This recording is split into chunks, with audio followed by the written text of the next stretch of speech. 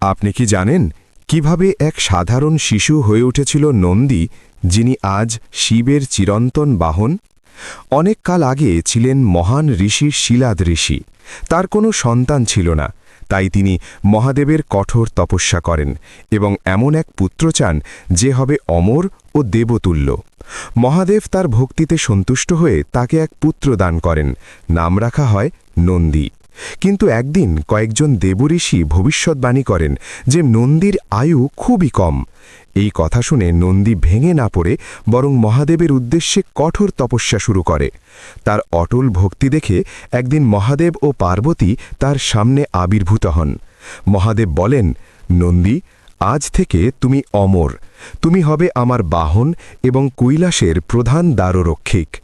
এরপর নন্দী পবিত্র বৃষরূপে শিবের সঙ্গে চিরদিনের জন্য যুক্ত হয়ে যান। আজও তাই প্রতিটি শিব মন্দিরে দেখা যায় নন্দী শিবলিঙ্গের দিকে তাকিয়ে চিরভক্তির প্রতীক হয়ে বসে আছেন। হর হর মহাদেব।